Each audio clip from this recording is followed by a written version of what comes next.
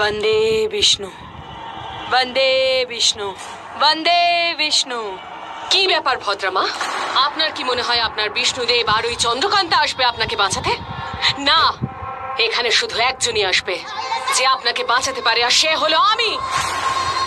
শুধু আমি আপনাকে বাঁচাতে পারি ভদ্রমা, শুধু আমি। এখনো সময় আছে ভদ্রমা, বলুন আমাকে ওরা দুজন কোথায় লুকিয়ে আছে, আর ওদের দুজনের উদ্দেশ্য কি বলুন।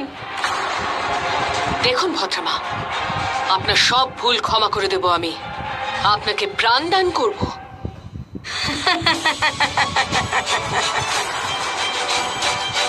প্রাণ দান করবি নাকি প্রাণ নিয়ে নিবি? তোকে কোনো ভরসা নেই। তুই তো নিজের ছায়াকেও শেষ করে ফেলতে পারিস ওই মায়াবী অস্ত্রের জন্য। ভেবে দেখুন ভদ্রমা, আপনি যাদের সাহায্য করছেন তারা কি আদেও তার যোগ্য? একবার ভেবে দেখুন। সে তো সময়ই বলবে যে কে যোগ্য আর কে অযোগ্য। বন্দে বিষ্ণু।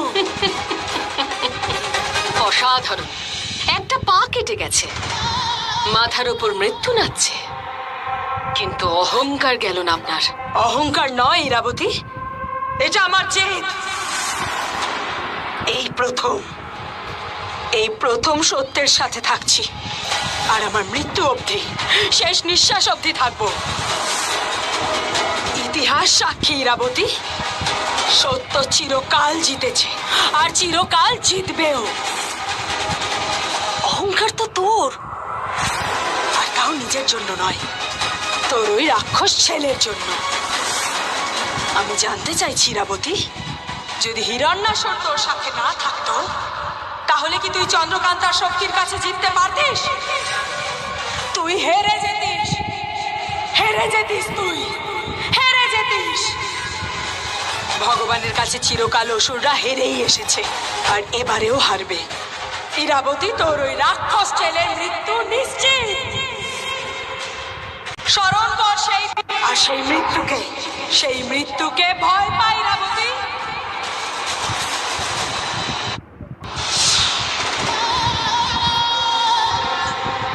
নিজের মৃত্যুকে ভয় পান ভদ্রমা।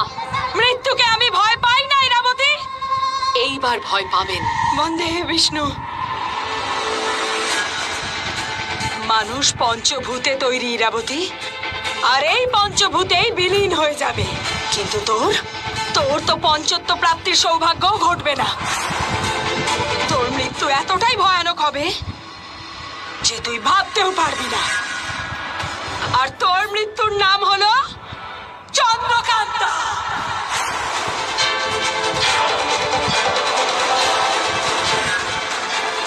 वंदे विष्णु वंदे विष्णु वंदे विष्णु।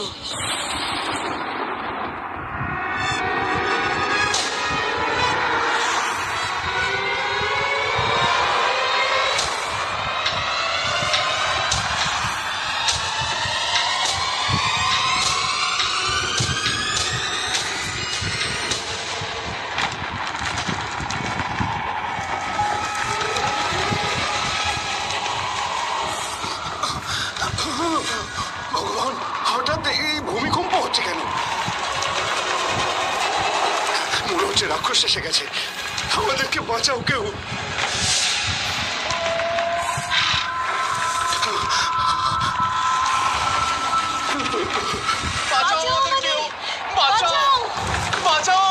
আমাদের বাচ্চাদেরকেও বাঁচাও।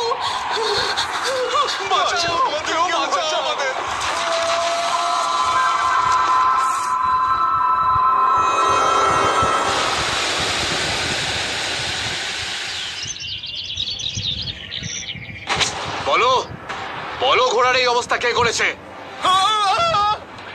তোমরা সব মরবে আজকে। মন্ত্রীমশাই, আমরা কেন মারবো? আমরা মারিনি। রাজকুমার হয়তো মেরেছেন। রাজকুমার স্বয়ং এসেছিলেন ওই রাক্ষস রূপে। চুপ চুপ, সবাই একদম চুপ। তোমরা কি মনে করো? কি মনে হয় আমি নিজের ঘোড়াদের মেরে তাদের রক্ত চুষে খেয়েছি? যদি আমাকে রক্ত খেতেই হয় তাহলে আমি তোদের মতো গ্রামের সবকটা লোককে মেরে সেই রক্তই খেতে পারি। কারণ তোরা কোনো কাজের লোক। কিন্তু রাজকুমার, আস্তাবলের দিকে তো আপনি গিয়েছিলেন। কি তুই রাজকুমারের ওপর দোষ দিচ্ছিস? এই সব কিছু তোদের কাজ। তোরা সবাই ওই চন্দ্রকান্তার সঙ্গে করেছিস এসব। বল, কে এসেছিল? কে মেরেছে ঘোড়াগুলোকে? চন্দ্রকান্ত রাজকুমার। হ্যাঁ রাজকুমার। চন্দ্রকান্তা!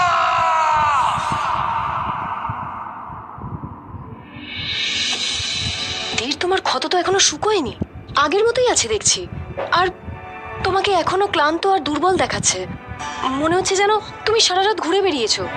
আমিও ঠিক বুঝতে পারছি না যে আমার সঙ্গে কি হচ্ছে। এতটা সময় বিশ্রাম করার পরেও আমার কেমন যেন দুর্বল লাগছে। মানে কেমন যেন গায়ে জোর পাচ্ছি না। আমি আরো জড়িবুটি নিয়ে আসছি।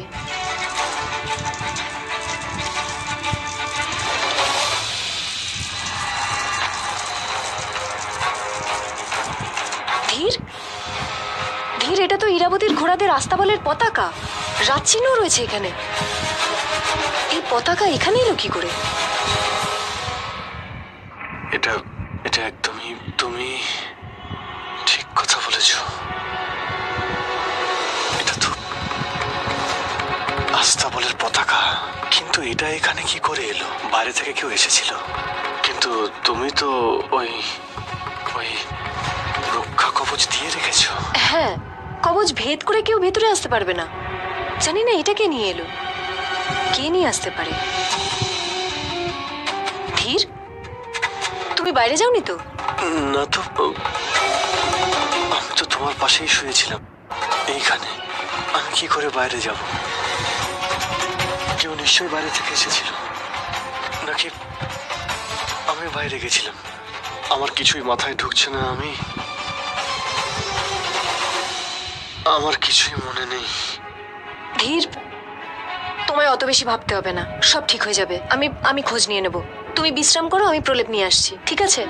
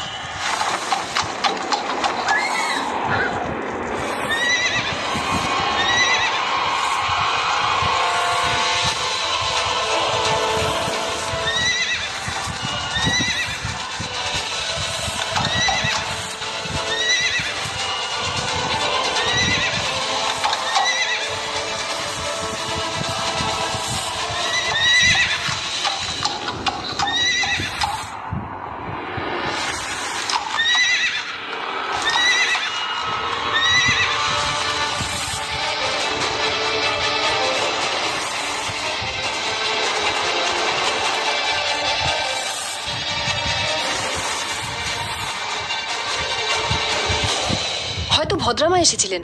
উনি হয়তো কোনোভাবে ইরাবতীর চোখে ধুলো দিয়ে পালিয়ে এখানে এসেছিলেন। হয়তো কোনো কাজে বাইরে গেছেন, তুমি হয়তো ঘুমিয়ে পড়েছিলে, তাই হয়তো জানতে পারোনি।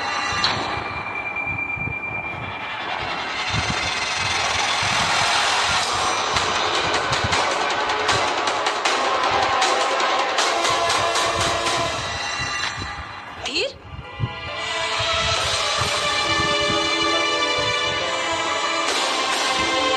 ধীর,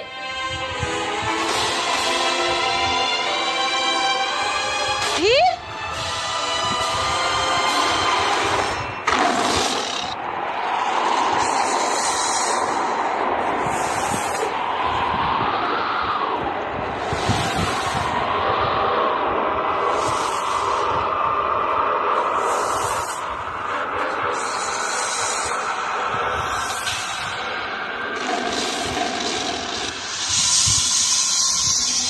তিনি আসছেন এই প্রকৃতিকে বদলাতে, ন্যায় করতে। সেই তারুণহার তিনি আসছেন।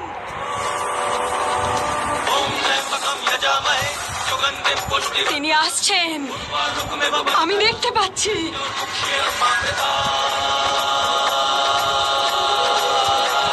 হঠাৎ করে ঝড় বৃষ্টি কোত্থেকে এলো? এটা কোনো সাধারণ ঝড় নয়, এটা সংকেত।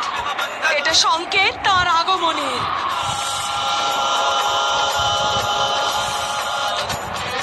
সবাইকে রক্ষা করেন সেই তারণ হাত।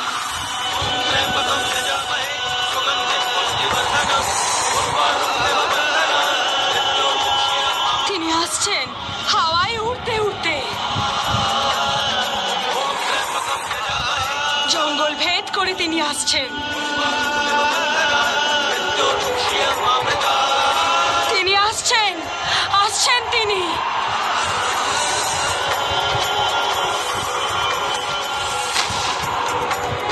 বন্দে বিষ্ণু, বন্দে বিষ্ণু। তিনি আসছেন ন্যায় করতে, অধর্মের বিনাশ করতে, আবার ধর্মের স্থাপন করতে। তিনি আসছেন। শ্রীকৃষ্ণ বলেছিলেন যখনই পৃথিবীতে অন্যায় ঘটবে তিনি আসবেন। তিনি আসছেন ন্যায় স্থাপন করতে। তিনি সব যুগে আসেন, আর এ যুগেও আসছেন। ন্যায় ধর্মের পালন কর্তা আর অসুরদের সংহার কর্তা। তিনি আসছেন অন্যায়ের সংহার কর্তা, নিজের ভক্তদের রক্ষা কর্তা। তিনি আসছেন, কেউ বাঁচবে না। বন্দে বিষ্ণু। এই ব্যাপারে আমাদের মহারানী ইরাবতীকে বলা উচিত। হ্যাঁ, উনি সবকিছু আগে থেকে জানতে পেরেছেন। মনে হচ্ছে খুব খারাপ কিছু হতে চলেছে। রানীমাকে না জানালে উনি আমাদের গলা কেটে ফেলবেন। চলো তাড়াতাড়ি, চলো। বন্দে বিষ্ণু, বন্দে বিষ্ণু।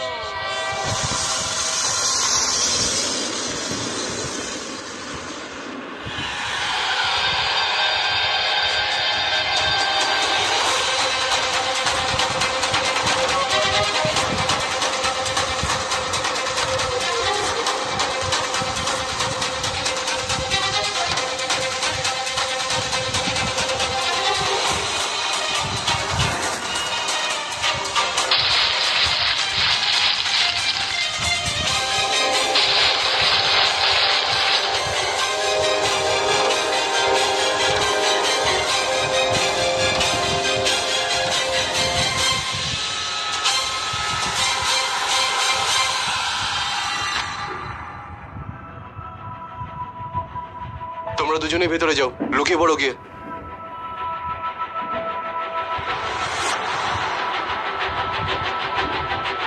আজ যদি ওই জঙ্গলের সিংহটা আসে না এখানে, তাহলে অবশ্যই আমাদের এই জালে ধরা পড়বে। চলো, আমরাও ভেতরে গিয়ে বরঞ্চ লুকিয়ে পড়ি। চলো চলো, তাড়াতাড়ি চলো।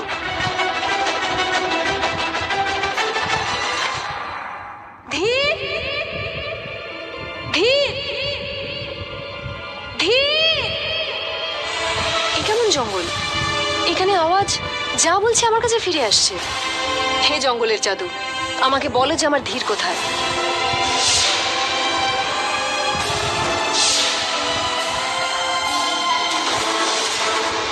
ধীর এমন কোন জায়গায় আছে আমি জাদু করেও দেখতে পাচ্ছি না।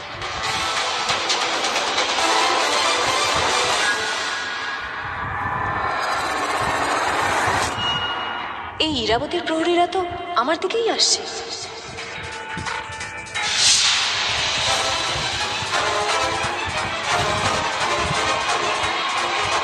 হে জাদু চাদর, আমার কবজ হয়ে যাও তুমি। আমি এখানে থাকা সত্ত্বেও ওরা যেন আমায় দেখতে না পায়। মহারানী আদেশ দিয়েছেন যে আমাদের যে কোনো ভাবেই চন্দ্রকান্তা আর ধীরকে খুঁজে বের করতে হবে। তাড়াতাড়ি খোঁজো ওদের।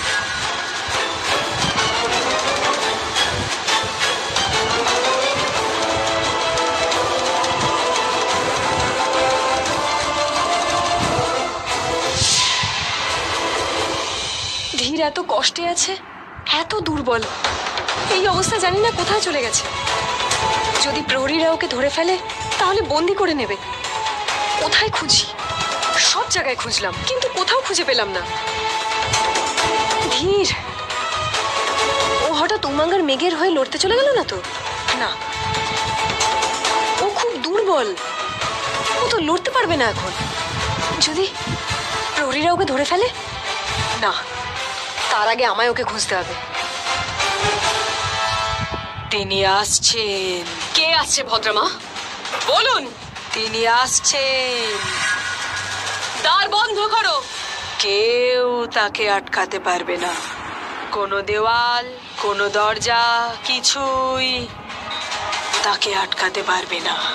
পাপীদের বিনাশ করতে তিনি আসছেন। বিনাশ হবে। উনি কার কথা বলতে চাইছেন? কে আসছে বলে মনে হচ্ছে ওনার? কার কথা বলছেন? কে আসছে? বিনাশ হবে। প্রলয়।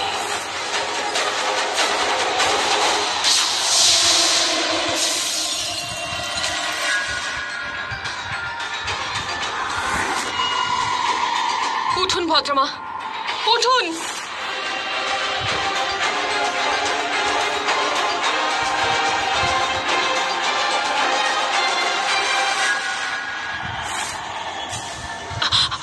তিনি আসছেন। তিনি আসছেন। তিনি আসছেন। তিনি সবাইকে বিনাশ করবেন। প্রলয়, প্রলয় হবে। সবাই মরবে। সব পাপীর বিনাশ ঘটবে। সব শেষ হয়ে যাবে। ন্যায় হবে। ন্যায় হবে। ধরো ওনাকে। তিনি আসছেন। ন্যায়, ন্যায় হবে। কে আসছে? ভদ্রমা, ভদ্রমা, ভদ্রমা।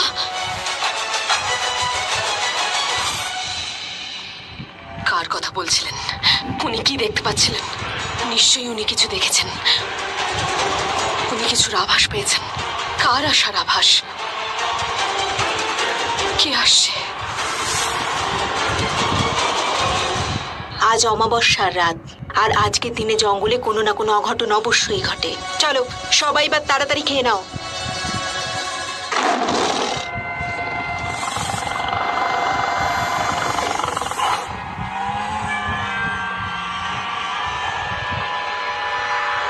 অঘটন তো ঘটবেই আজকে। আজ যদি সিংহ আসে তাহলে আমরা যে জাল বিছিয়েছি তা তো ধরা পড়বেই।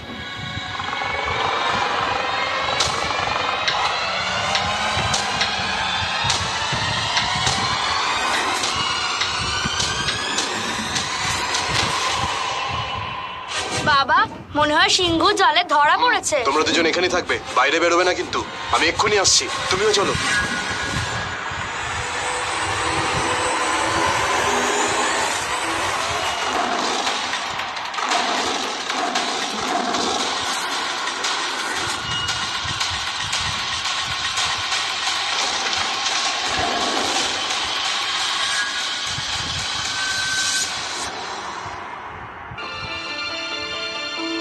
ধীর,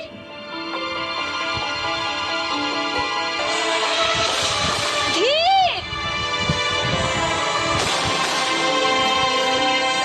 ধীর, ধীর, ধীর। আহ! আহ! আহ! আহ! আহ! কোথায় চলে গেলে তুমি? কোথায় তুমি? সব জায়গায় খুঁজলাম, গ্রামে, জঙ্গলে, উমাঙ্গের মেঘ যেখানে গিয়েছিল সেখানেও। সব জায়গায় দেখলাম। কোথায় চলে গেলে তুমি ধীর?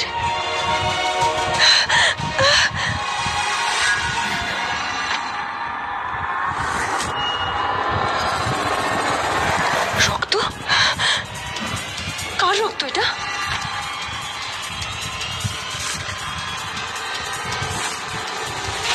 প্রহরীরা ধীরের উপর আক্রমণ করেনি তো? না, রক্তের চিহ্ন ধরে এগোই, দেখি কত দূর অব্দি গেছে।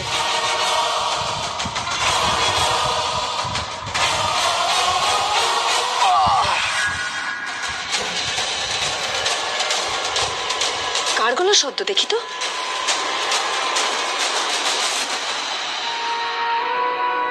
শুনছো?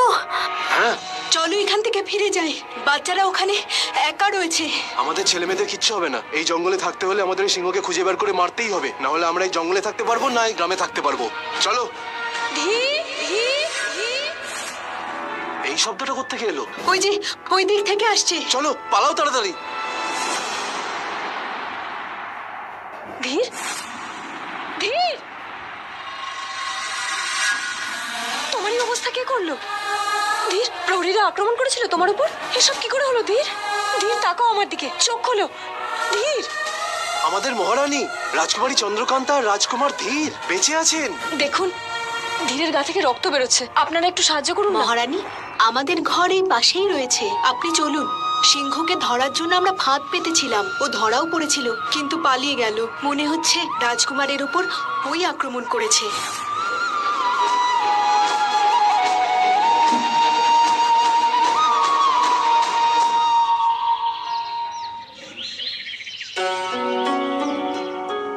রাজকুমারী, আমি আপনার চুল বেঁধে দিই।